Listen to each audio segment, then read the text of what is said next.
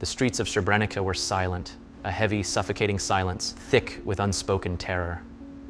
The summer sky was a steel gray, pressing down on the thousands of people huddled in fear, their eyes darting toward the hills where Serb forces had gathered. Among them was Hatidža Mehmedović, a mother clutching the hands of her two sons, Azmir and Almir. For days, the people of Srebrenica had pleaded for protection. The town, a supposed UN safe zone, was surrounded, cut off from the world. Families like Hatidža's had placed their trust in the blue-helmeted peacekeepers, believing, hoping that their presence meant safety. But this safety would soon prove to be an illusion. On July 11th, 1995, that illusion shattered. Serb forces under Ratko Mladić marched into Srebrenica. Soldiers corralled the men and boys, separating them from their mothers, wives, and sisters. The air was filled with sounds of crying and shouting. Hatidža gripped her sons tighter, her nails digging into their skin as if her sheer willpower could hold them back from what was to come. However, a Serb soldier ripped the boys from Hatidža. Her husband, Abdullah, stood among the others, his expression unreadable. Perhaps the men knew their fate, but the women, including Hatidža, still believed they would see their husbands, sons, and fathers again. Exhausted and starving, perhaps, but alive. While some likely knew what was coming, many refused to believe it, even as it unfolded before them. After that day in July, Hatidža never saw her husband or sons again. Hatidža would spend years searching, hoping for a miracle that never came. Instead, she found their remains in mass graves, scattered and incomplete, buried alongside thousands of others who had been slaughtered in Europe's worst atrocity since the Holocaust. Srebrenica was more than a massacre. It was a betrayal. It was the world looking away. And for Hatidža, it was the unbearable weight of living after everything she loved had been taken. But she would refuse to be silent. In the heart of the Balkans, the Socialist Federal Republic of Yugoslavia was a fragile experiment in unity. Emerging as the Democratic Federal Yugoslavia amidst World War II in 1943, it was officially established as a republic in 1945 following the defeat of Axis forces and the deposition of King Peter II. Under the leadership of Josip Broz Tito, this new state brought together 6 culturally distinct republics. Tito's vision was clear: to prevent the ethnic rivalries that had fueled past conflicts from consuming the region again. Yet this unity was a fragile facade. Centuries of historical grievances ran deeper than any leader's power to mend. For decades, this multi-ethnic state functioned under a delicate balance, held together by Tito's authoritarian rule and his doctrine of brotherhood and unity. But the tensions never truly disappeared. The region had long been a crossroads of civilizations shaped by centuries of conquest and division. Under the Ottoman Empire, Bosnia and Herzegovina had become home to a significant Muslim population, while Catholic Croats and Orthodox Serbs solidified their own identities under the Habsburg and Byzantine spheres of influence. Religion, while not the sole driver of conflict, reinforced cultural distinctions, deepening the sense of us and them. Each republic bore the weight of its own unique history. Slovenia and Croatia, with their proximity to Western Europe, leaned towards economic modernization and trade. Serbia, the largest republic, maintained dominance through political and military institutions. Bosnia, positioned at the crossroads of Yugoslavia, had long been a microcosm of the Federation's diversity, home to Muslims, Croats, and Serbs who had coexisted for generations. But unlike its neighboring republics, Bosnia lacked a clear ethnic majority, leaving it particularly vulnerable as nationalism surged. The very diversity that once made Bosnia a symbol of Yugoslav unity now became its greatest liability as political leaders manipulated historical grievances to fracture the fragile peace. As Yugoslavia entered the late 20th century, its foundations were already cracking. The economic decline of the 1980s and the rise of nationalist movements exposed the deep fractures within the Federation. As inflation soared and unemployment rose, nationalist leaders seized the opportunity to shift blame, portraying ethnic groups as economic threats rather than political allies.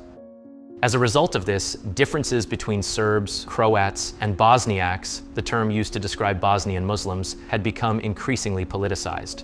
Language and cultural customs were nearly identical across the 3 groups, but their religious differences, Serbian Orthodoxy, Croatian Catholicism, and Bosniak Islam, became rallying points for nationalist ideologies.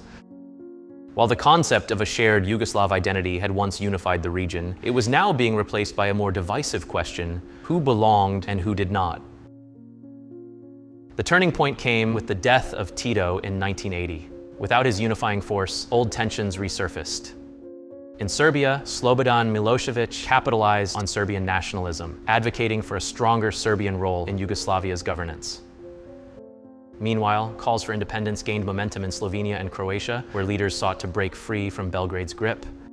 The economic disparity between the wealthier northern republics and the poorer southern ones only fueled these separatist sentiments. By 1991, the country's unity had unraveled. Slovenia and Croatia declared independence, sparking violent clashes with the Yugoslav National Army, which was dominated by Serbs. Bosnia and Herzegovina, ethnically diverse and politically divided, soon found itself in an impossible position. When Bosnia declared independence in 1992, it set the stage for the bloodiest conflict in Europe since World War II. The Serb leadership, rejecting the new Bosnian government, launched a brutal campaign of ethnic cleansing. Serb nationalist forces, backed by the Yugoslav army, sought to carve out a greater Serbia, leading to widespread atrocities. Towns and villages were transformed into battlegrounds. Neighbors turned on each other. The idea of coexistence, once a defining feature of Bosnia, was consumed by war. Communities that had shared streets, schools, and traditions for generations were now divided by blood and ideology.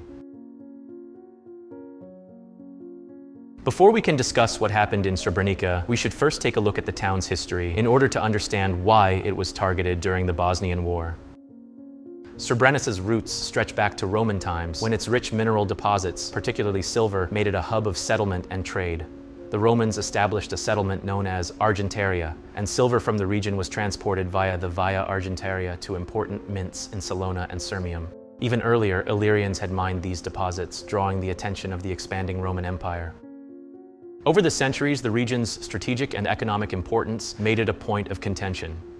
By the 13th and 14th centuries, it was part of the Banate of Bosnia and later the Bosnian Kingdom, with its silver mines attracting German miners and merchants from the Republic of Ragusa who dominated regional trade. The town changed hands repeatedly due to its economic value, falling under Serbian, Hungarian, Bosnian, and Ottoman control multiple times between 1411 and 1463.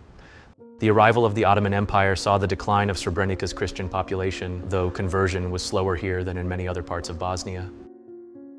By the late 19th century, Srebrenica became part of the Austro-Hungarian Empire, ushering in modern infrastructure, industry, and administration.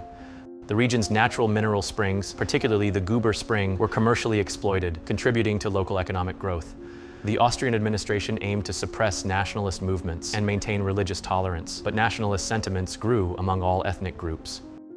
During World War I, Srebrenica found itself on the front lines of battles between Austria-Hungary and Serbia, briefly falling under Serbian control before being retaken by Austro-Hungarian forces.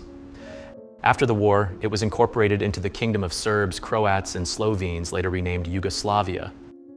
In World War II, Srebrenica and its surrounding areas suffered from the brutal conflict between Axis forces, local collaborators, and resistance movements.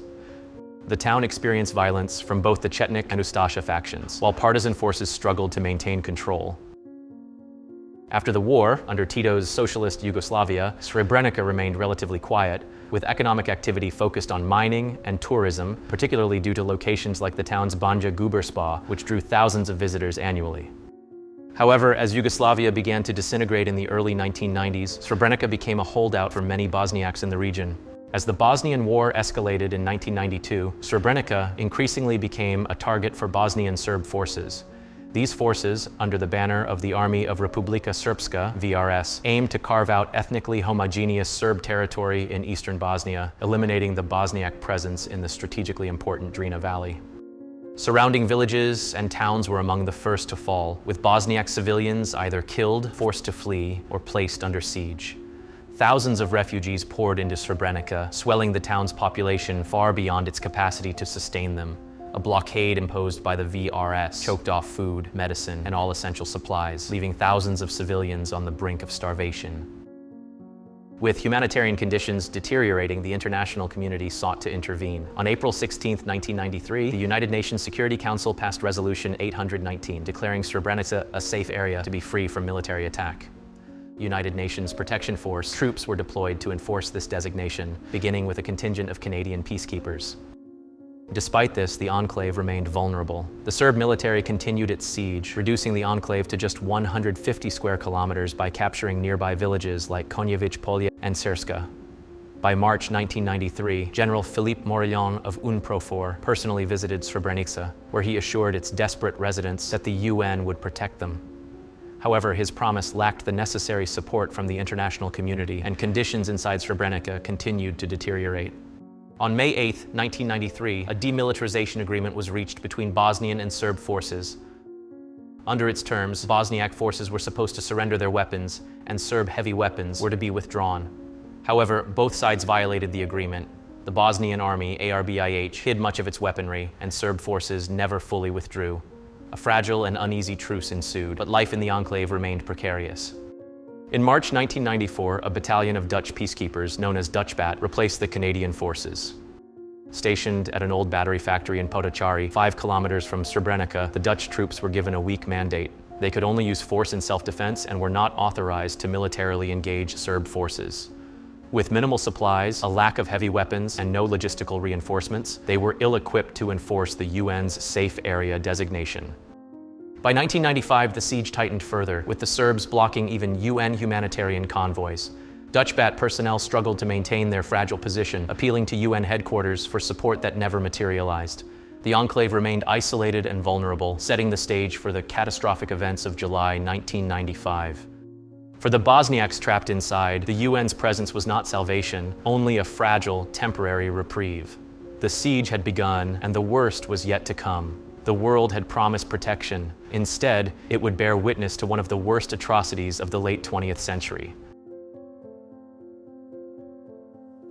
On July 6, 1995, the Bosnian Serb army launched a brutal assault on Srebrenica, the town they had kept under siege for years. The enclave, already isolated and starved of humanitarian aid, was in dire straits. The Dutch peacekeepers called for NATO airstrikes in a desperate bid to halt the assault. But political hesitations and secret negotiations between UNPROFOR commander Bernard Janvier and Mladić stall any real intervention. The first limited airstrikes take place on July 11th, but they prove ineffective. The Serbs retaliate, taking Dutch peacekeepers hostage and threatening to execute them if further attacks occur. The UN folds under the pressure, and by the evening of July 11th, Serb forces had taken Srebrenica unopposed. Panic spreads. Thousands of Bosniak civilians, mostly women, children, and the elderly, flood the UN base in Potocari, seeking refuge. Dutch soldiers, outnumbered and unable to guarantee their protection, turn away thousands. Amid the chaos, conditions inside the compound become desperate: sweltering heat, severe overcrowding, and growing fear. UN forces witness Serb soldiers executing men just outside the camp but take no action. Then the forced separations begin. Serb forces systematically separate men and boys from their families under the guise of interrogation. Some are taken behind buildings and shot immediately. Others are forced onto buses, transported to makeshift execution sites, warehouses, fields, schools, football stadiums, where they are systematically murdered. In Srebrenica, over 1,000 men are crammed into a warehouse and gunned down with automatic weapons. At other sites, victims are blindfolded, bound, and executed in groups before being buried in mass graves. Some prisoners are forced to dig their own graves before being shot. Others are buried alive. Between July 11th and July 31st, over 8,000 Bosniak men and boys are murdered.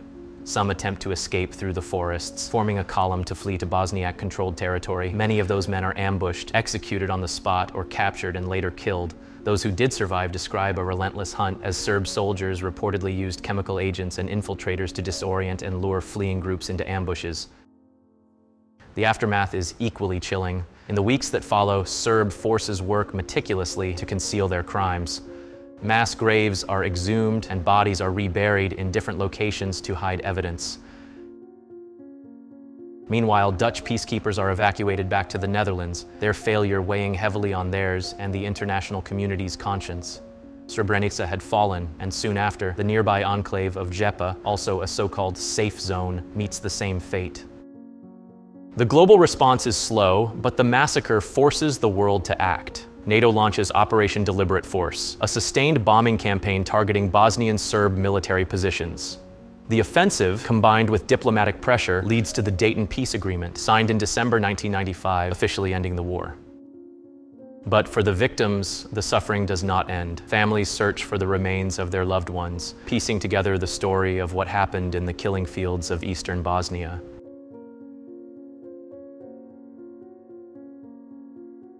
Thank you so much for sticking around until the end of the video. If you found this story interesting and want to explore other historical people, places, and events, don't forget to give it a thumbs up and hit that subscribe button. I'd also love to hear from you. Drop a comment below telling me which topics you'd like me to cover in future episodes.